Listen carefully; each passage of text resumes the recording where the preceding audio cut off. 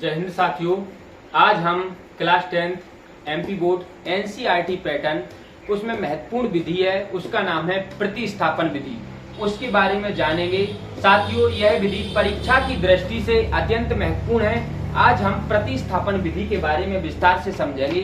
साथियों, हमारे पास दिया है s माइनस टी बराबर 3। इसको हम मान लेते हैं समीकरण नंबर 1।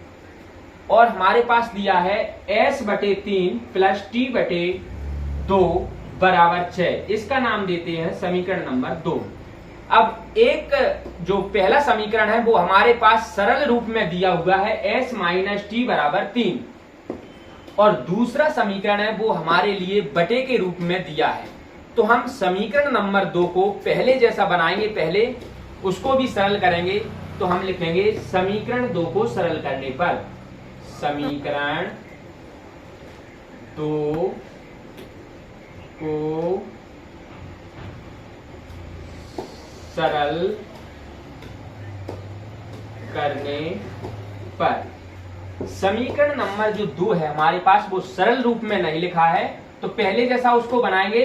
वो हमारे पास लिखा है s बटे 3 प्लस टी बटे 2 बराबर 6। इसका या तो एलसीएम ले सकते हो या क्रॉस मल्टीप्लाई कर सकते हैं।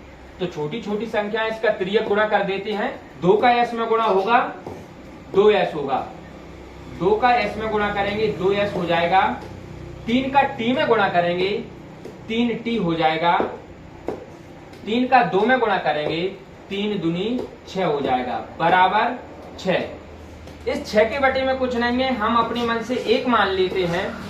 1 का गुणा करेंगे इधर 2s में, तो 2s एकम 2s प्लस 3t का 1 में गुणा होगा 3t एकम 3t बराबर 6 का गुणा जब 6 में होगा तो 6 छिंग 36 आ जाएगा। अब ये समीकरण हमारे पास सरल रूप में आ गया। तो समीकरण 2 है जो हमारे पास निकल करके आ गया 2s प्लस 3d बराबर 36। ये समीकरण नंबर 2 है। अब हम समीकरण 1 हमारे पास क्या बन गया लिखेंगे उसको पुनः s माइनस टी बराबर 3। ये हमारे पास समीकरण नंबर 1 है। और दूसरा समीकरण हमारे पास 2s प्लस 3t बराबर 36। ये हमारे पास दूसरा समीकरण है। अब हम करेंगे समीकरण नंबर 1 से। लिखेंगे यहां पर समीकरण 1 से। समीकरण 1 हमारे पास क्या है s माइनस टी बराबर 3। s माइनस टी बराबर 3 ये समीकरण नंबर 1 है। s बराबर निकालेंगे 3 के 3, माइनस का t है बराबर के उस साइड आएगा तो प्लस का t हो जाएगा। इसका नाम रख देते हैं हम समीकरण नंबर 3। अब लिखेंगे जो समीकरण नंबर 3 है उसका मान समीकरण नंबर 2 में रखने पर लिखेंगे समीकरण 3 का मान समीकरण 2 में रखने पर समीकरण जो 2 है उसको हम लिख लेंगे यहां पर।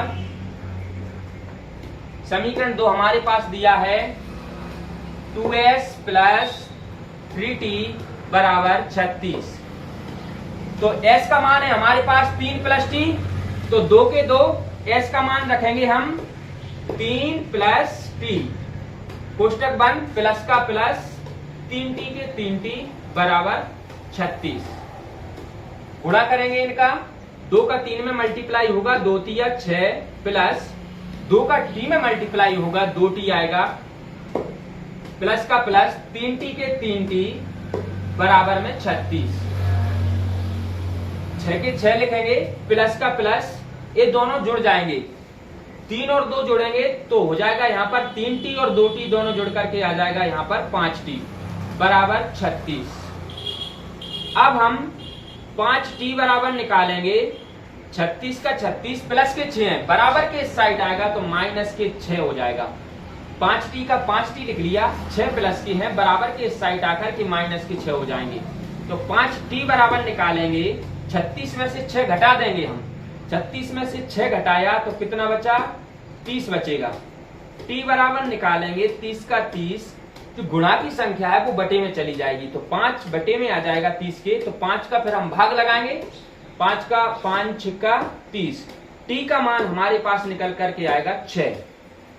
अब जो टी का मान है वो समीकरण या तो तुम 1 में रख सकते हो या समीकरण जो हमने 3 बनाया है इसमें रख सकते हो। तो हम लिखेंगे टी का मान समीकरण नंबर 3 में रखने पर, क्योंकि जो 3 समीकरण है वो हमने 1 से ही तो बनाया है, या फिर 1 में रख सकते हैं या 3 में रख सकते हैं। तो लिखेंगे टी का मान समीकरण 3 में रखने पर, समीकरण 3 हमारे पास है s बराबर 3 प्लस टी, s बराबर निकालेंगे 3 के 3 प्लस का प्लस, टी का मान हमारे पास निकल करके आया था 6, तो s बराबर निकालेंगे 3 और 6 को दोनों को जोड़ देंगे, 3 और 6 जोड़ेंगे तो कितना हो जाएगा 9।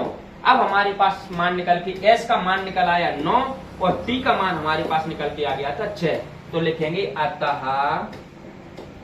s बराबर 9 तथा t बराबर 6, लिखेंगे तथा t बराबर 6, ये दोनों हमारे आंसर निकल कर गए। s का मान आ गया 9 और t का मान आ गया 6। साथियों, इस प्रकार ये सवाल समाप्त होता है। वीडियो अगर अच्छी लगी हो तो चैनल को सब्सक्राइब करना, वीडियो को अधिक से अधिक शेयर करना, लाइक करना, कमेंट करना। जय हिंद साथियों, मिलती है नेक्स्ट वीडियो में।